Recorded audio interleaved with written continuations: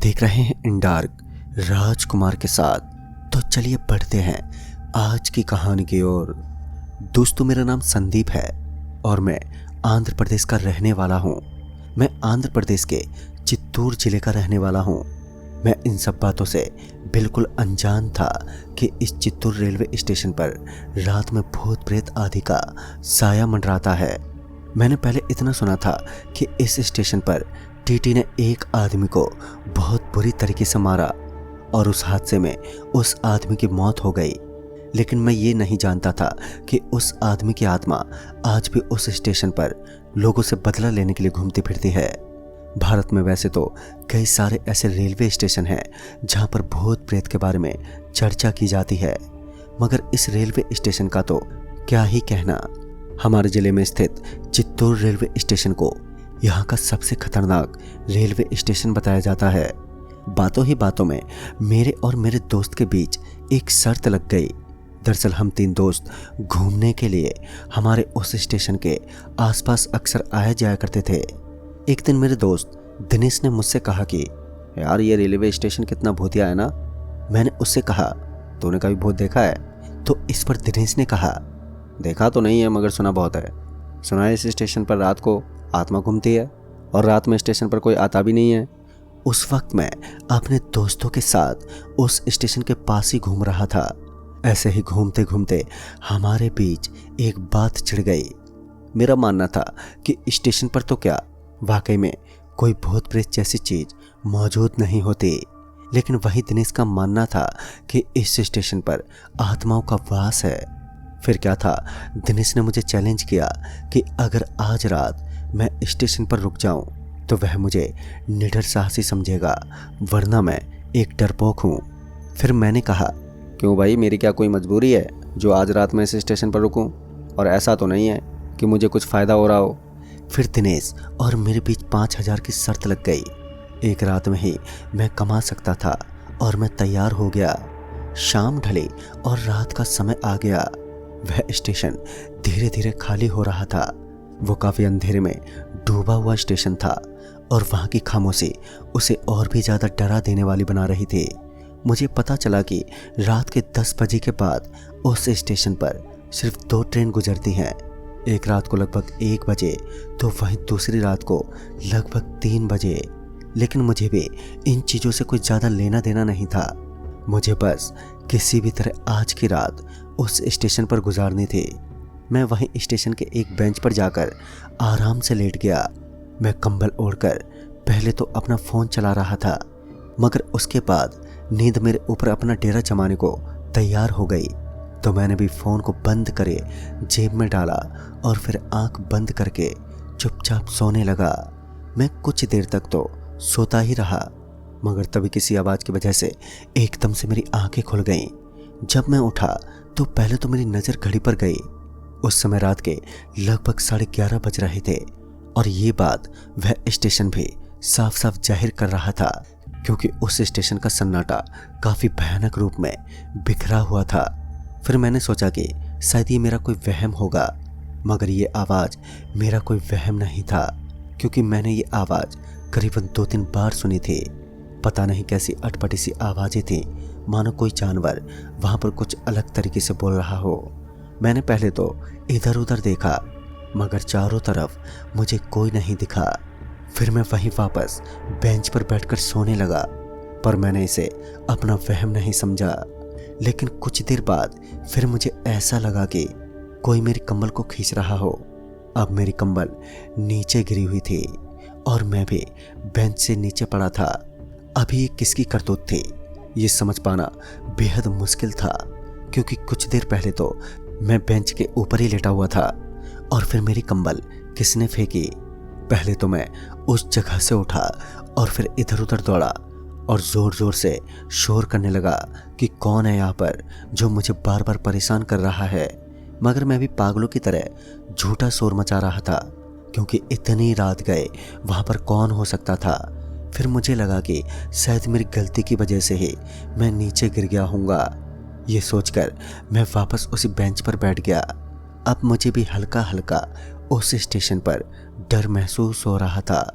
एक तो ऊपर से वहां पर लाइट बहुत कम थी, साथ ही उस स्टेशन पर इतनी रात को कोई आता भी नहीं था, तो ऐसे में एक सामान्य इंसान का डरना जायज था। उसके बाद नींद फिर से मेरी आंखों में झपकियां देने लगी, तो मैं फिर से उसी बेंच पर सोने लगा। लेकिन अब मैं सोना नहीं चाहता था, क्योंकि अब मुझे उस स्टेशन पर डर लगने लगा था। अब वह स्टेशन मुझे कुछ ठीक नहीं लग रहा था। मुझे लगा कि मैंने आज बहुत बड़ी गलती कर दी है, क्योंकि अब मुझे भी थोड़ा थोड़ा यह महसूस होने लगा कि यह स्टेशन कोई आम स्टेशन नहीं है, यह ज़रूर कोई भयानक रेलवे स्टेशन है। अब मेरा मन कर रहा था कि मैं अभी उस रेलवे स्टेशन से बाहर निकलकर अपने घर की तरफ रवाना हो जाऊं, क्योंकि अब बात मेरी ज़िंदगी पर आ चुकी थी। अब मेरा उस जगह पर मौजूद होना बिल्कुल गलत था। तो मैंने अपनी कंबल उठाई और घर की तरफ रवाना होने के लिए तैयार हो गया। अभी मैं घर के लिए रवाना हो ही रहा था कि तभी मुझे पीछे से एक आवाज़ आई।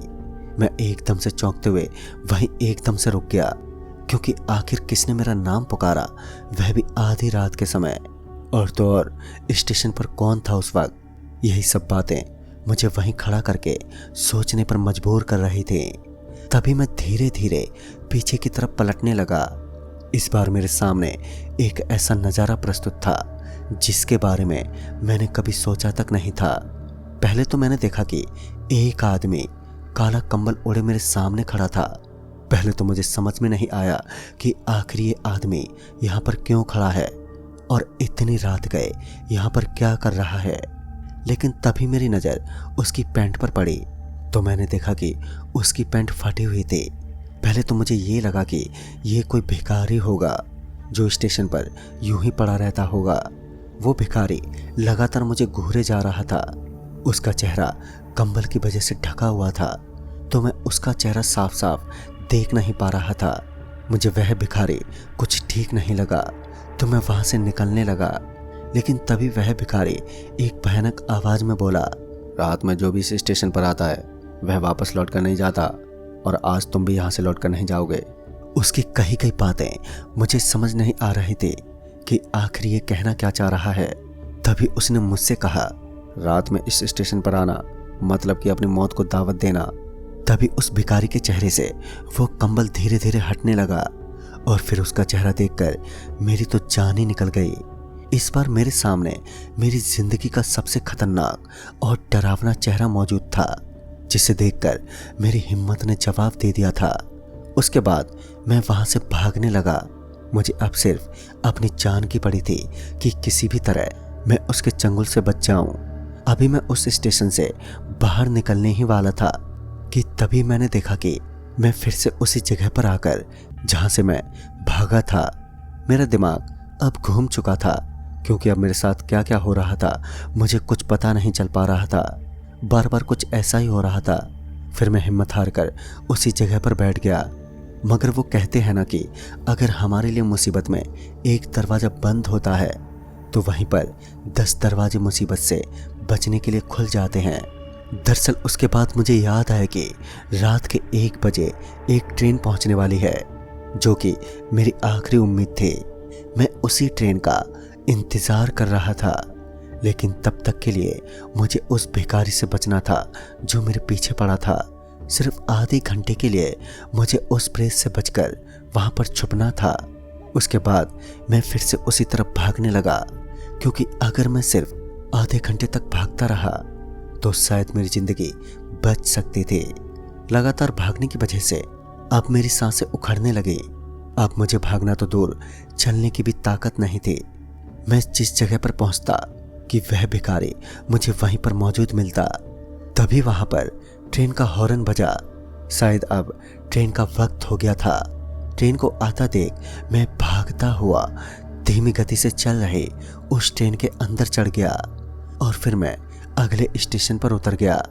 अगले स्टेशन पर उतरकर मैं वहां से घर के लिए रवाना हुआ। उसके बाद मैंने इस घटना का जिक्र मेरे सारे दोस्तों से किया। तब जाकर मुझे पता चला कि उस रेलवे स्टेशन पर एक भिखारी की आत्मा घूमती है। दरअसल वह भिखारी पहले उसी स्टेशन पर रहा करता था, मगर किसी वजह से उसकी हत्या कर दी गई, उसके बाद उस भिखारी की आत्मा उस रेलवे स्टेशन पर अक्सर घूमती फिरती है। देर रात सफर कर रहे लोगों को एक कोने में सोए वो भिखारी दिखता है और जो उसे पैसे या कुछ भी दे देता है या टोक देता है तो उसे वो भिखारी अपने जाल में फंसाते हुए मौत के मंजिल तक पहुंचा देता है। दोस्तों, बाकी ये घटना मेरी जिंदगी का पहला और सबसे खौफनाक घटना थी। तो दोस्तों, इस कहानी में बस इतना ही। तब तक के लिए बाय एंड टेक केयर।